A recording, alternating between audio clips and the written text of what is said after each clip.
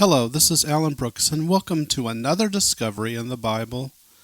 Can Jesus come at any moment? Part 2. In Part 1, we discovered how no, Jesus cannot come at any moment. The disciples asked him, "Yo, Jesus, dog, what's the sign of your coming?" And he did not say, people, there's nothing you can look for. I'm going to come back as a thief at any moment. No, he said specific signs.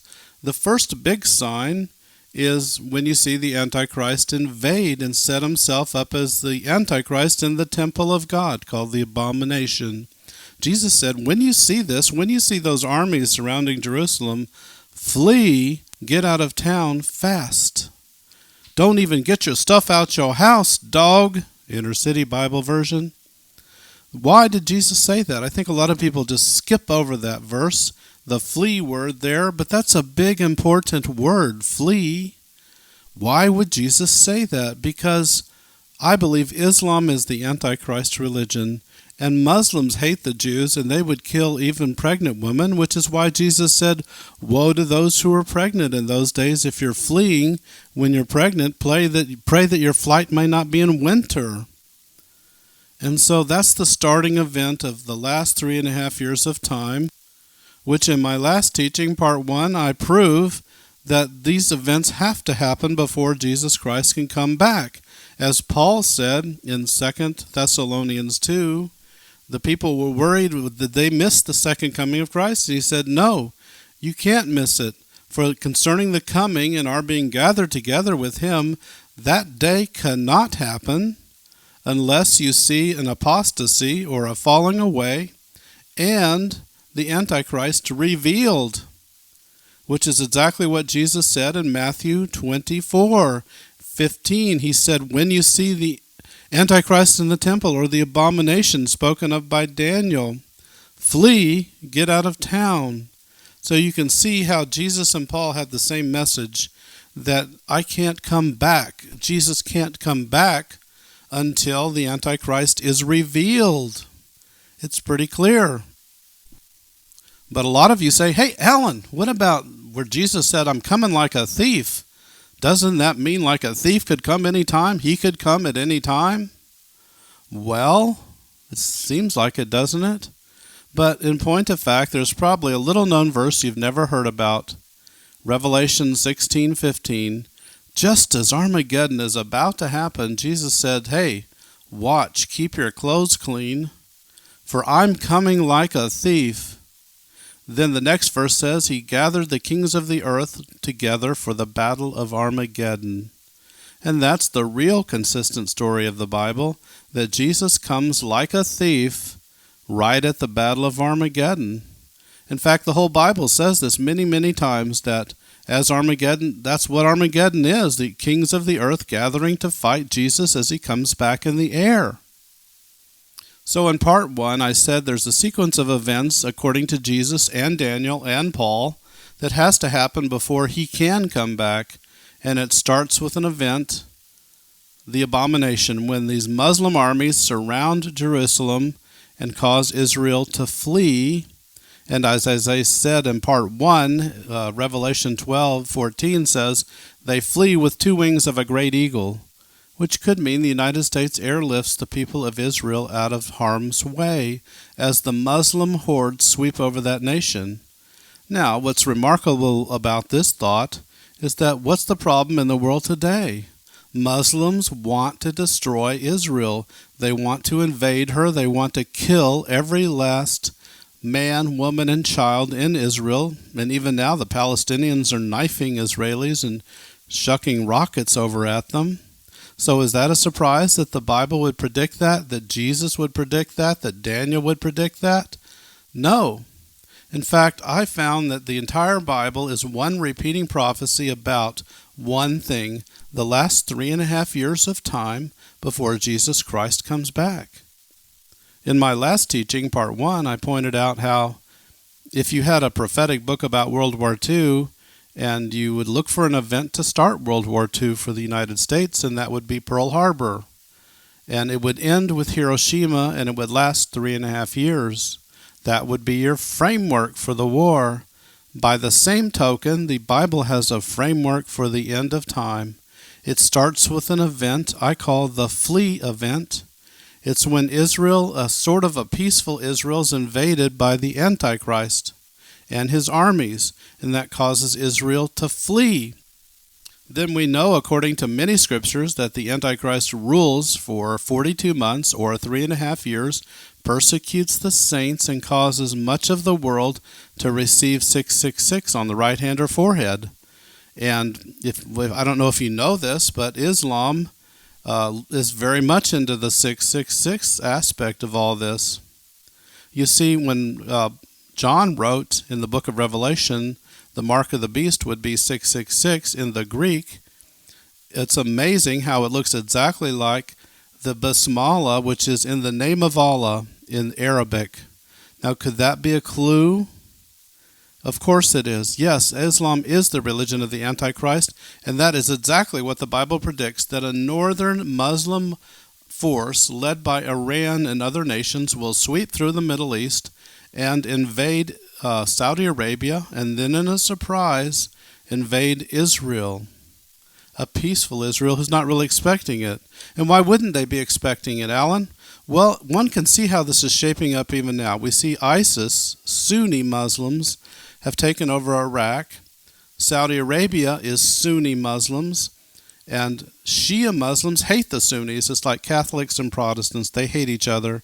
And so if Iran and other nations had a force that was invading Iraq and Saudi Arabia and trying to take over those nations, people wouldn't be expecting them to invade Israel. They would just be thinking they're taking care of Sunni peoples that they don't like. They're taking care of the ISIS problem, correct? But that's exactly what the Bible says over and over and over again, that there's going to be one final 3.5-year period. It starts with an event, the flee event, on the day of the Lord is when Israel's invaded. Paul said, the day of the Lord starts when people say peace and safety. It's a destruction. Now, a destruction where? Israel. And we see this theme repeated over and over again in the Old Testament, and I promised you that we would get into the specific verses which say this. And if you remember, part of my discovery is that the Bible was written without chapter numbers way back when, and so today's modern researchers tend to look at one chapter as a specific island and study it to the hilt, to the nines, and they don't really understand that there was chapters that were connected to each other. Like I said before, chapter 52 of Isaiah has the crucifixion beginning to happen, and chapter 53 it happens. And so we see this all throughout the Old Testament, that instead of being lots of prophecies about lots of different things, I found my discovery was that they're all about one thing. This last 3.5 years before Armageddon, before Jesus Christ comes back. And it starts with the flee event on the day of the Lord when Israel is living in a false peace, like Paul said. Now, the first place we're going to look at is an amazing little run of scriptures, Ezekiel 7 through 11. And I want you to keep in mind, this is a brand new discovery. Nobody's ever seen it before. Ezekiel 7, it says, "Behold, the day of the Lord, it has come. Israel, they will seek peace but not find it." It's a destruction. And how is this destruction going to happen? God brings the worst of the Gentiles to invade Israel. Those who survive will escape or flee to the mountains, and the invaders will defile my secret place. So one can see here, this is very, very much like what Jesus and Paul predicted. Paul said that the day of the Lord happens when people say peace and safety, and it's a destruction to Israel. And Jesus said, when you see this invasion, flee to the mountains, and that the invaders or the Antichrist and his armies will defile the secret place of the temple by coming in there and setting up the abomination. Now, isn't that amazing that in this one chapter we see very much what Jesus and Paul taught? Now, chapter 8 of Ezekiel has something absolutely astounding. If you remember, When the Antichrist comes into Israel and causes the people of Israel to flee to the mountains, which Ezekiel 7 has just said, what event happens? It's called the abomination of desolation, correct? Ezekiel 8 then says, abominations in the temple. Isn't that astounding and amazing? The same word. Then Ezekiel 8 says 25 people pray to the east, unfaithful Jews. Now, why would they pray to the east? Well, they would pray to Mecca, correct? And that is an amazing thing. So we see how what the New Testament says is predicted is coming to pass here in the Old Testament, that on the day of the Lord, when people say peace and safety, Israel's invaded by the worst of the Gentiles. Certainly the Antichrist is the worst of the Gentile, is he not?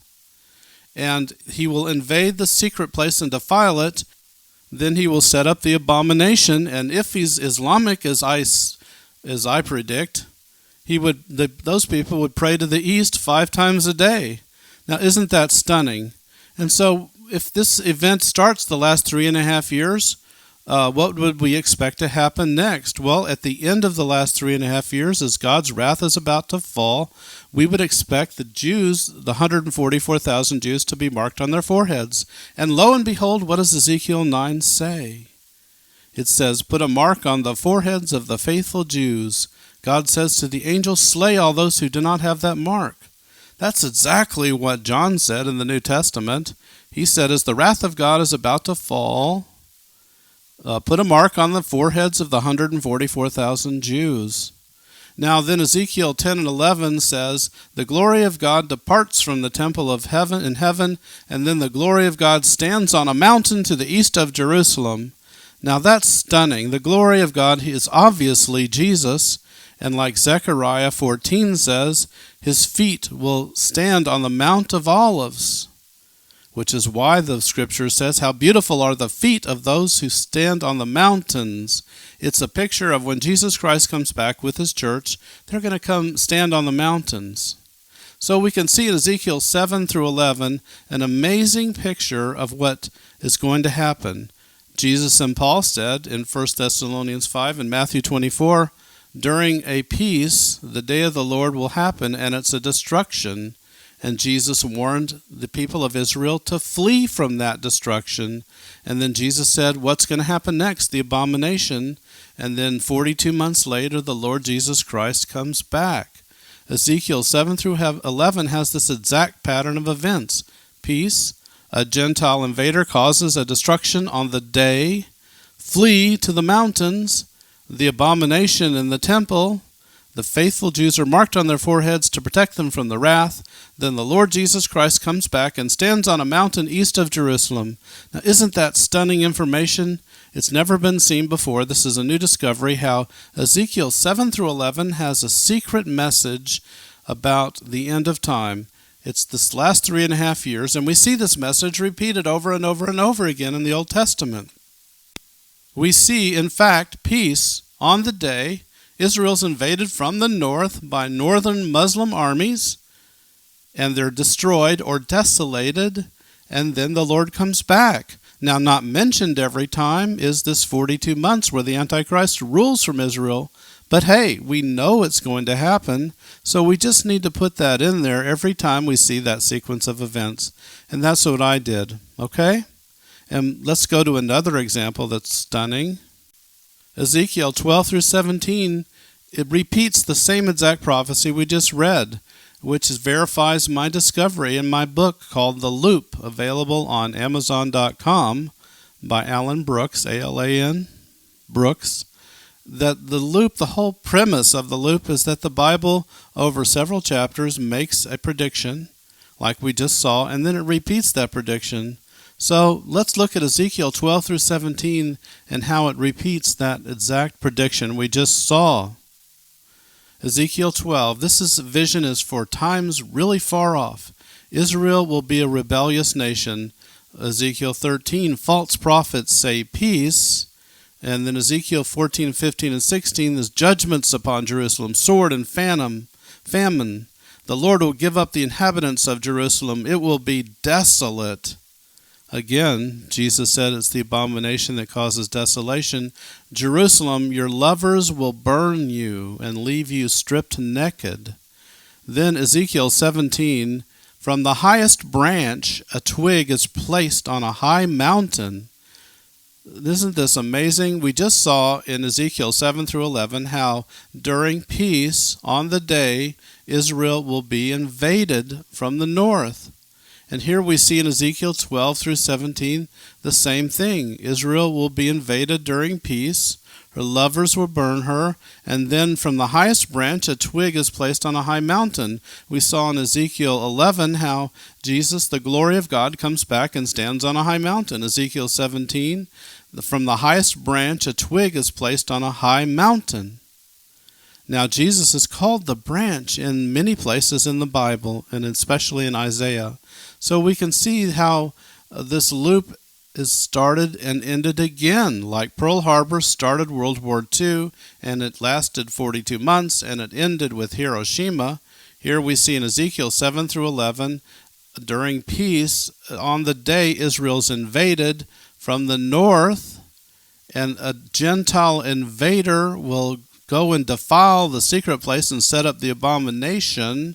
And then 3.5 years later, the Lord will come back and stand on a mountain. And then Ezekiel 12 through 17 repeats the exact same sequence. Israel's invaded during peace.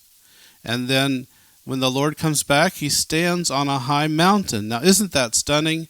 This is two pieces of information you may have never seen before. It's my discovery, not that I'm great or anything. Probably most of the experts laugh at this, but I think you can see how it makes sense. This is the same pattern all throughout the whole Old Testament. We see this in Daniel 11, how a northern invasion force led by the king of the north, or the Antichrist, allied with Iran, will sweep down through the Middle East, the Sunni Middle East, and invade Saudi Arabia and Iraq, and then turn up in a surprise and invade Israel. And we see that exactly in Ezekiel 38 and 39, how the northern invasion force led by the Antichrist Gog will sweep down through Saudi Arabia and Iraq and then turn up and invade Israel. There's one more amazing place I want to show you which describes this invasion from the north, and it's Isaiah 20 through 27. It's going to match exactly what Jesus and Paul said and what Daniel and Ezekiel have also said, that a northern invasion force is going to sweep down through Iraq and Saudi Arabia and then turn up and invade Israel. And in fact, pretty much the whole book of Isaiah is just the same repeating loop of information. Isaiah 1 through 5, Israel is going to be invaded, and then the Lord comes back. Isaiah 6 through 11, Israel is invaded, then the Lord comes back as a banner in the sky. Isaiah 13, Israel's in the Middle East is invaded, then the Lord comes back. Isaiah 20 through 27, Israel's invaded, the Middle East is invaded by a northern Assyrian force, and then the Lord comes back. You see, people, that's why I call my book The Loop. It's the same information repeated over and over again. It would be like if you had a book that wanted to make prophecies about World War II, and you saw this pattern over and over and over again. Pearl Harbor, 42 months, the Hiroshima, and we see the same type of pattern throughout the Old Testament. So this is an amazing run of chapters, Isaiah 20 through 27. Isaiah 20 says the king of Assyria comes and takes over Egypt, which is exactly what Daniel 11 says, that the northern Antichrist king is going to come down and attack the king of the south, which is Egypt in those days. Isaiah 21, it says Persia attacks Saudi Arabia and Babylon, which is modern-day Iran is Persia, and Babylon is Iraq, and Saudi Arabia is, well, Saudi Arabia, and causes labor pains, which is what Jesus said the end would be like, labor pains. And then Isaiah 22 continues the story. In that day, or the day of the Lord, I will summon my servant Eliakim, son of Hilkiah. He shall have the key. This is obviously a portrayal of Jesus, who has the key on his shoulder, according to Revelation 3:7. Then Isaiah 24. The Lord devastates the earth as he comes back. Jerusalem lies desolate.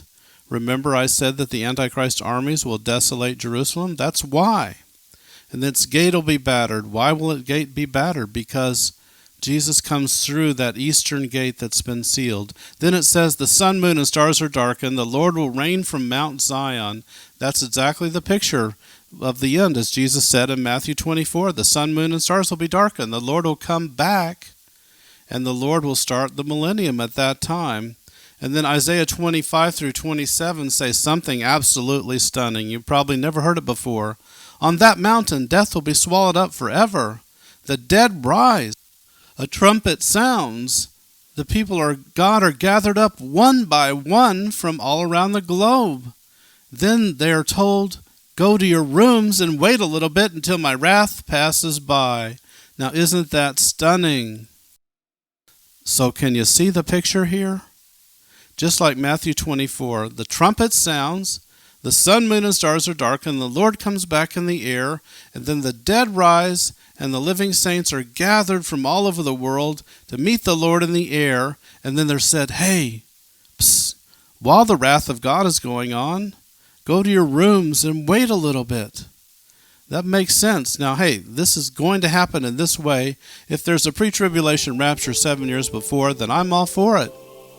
I'm just telling you that this is the same sequence of events we've seen throughout the entire Bible, that on the day of the Lord, this northern invasion force led by Iran will sweep through Iraq and then Saudi Arabia, which lines up with events today, and then a surprise turn up and invade Israel. It doesn't specifically say that here, but the other places it does. It says this in Isaiah over and over again. Isaiah 1 through 6. Israel, God is mad at Israel. He's going to send an invasion against her. Then the Lord comes back. Isaiah 6 through 11. God is angry at his people. He's going to send an invading army against her, and the Lord comes back. And, that's exactly what Jesus said. Jesus said to the Jews that, you rejected me, so at the end of time, God's going to send an army against you and burn your cities. Hey, I'm not anti-Semitic. I love Israel. I'm 100% for Israel. I'm just telling you what the Bible says, that on the day of the Lord, at the end of time, during sort of a peace, Israel's going to be invaded. It starts, that event is when Israel flees, and that starts the last 3.5 years of time, where the Gentiles trample the city of Jerusalem, as Revelation 11:2 says.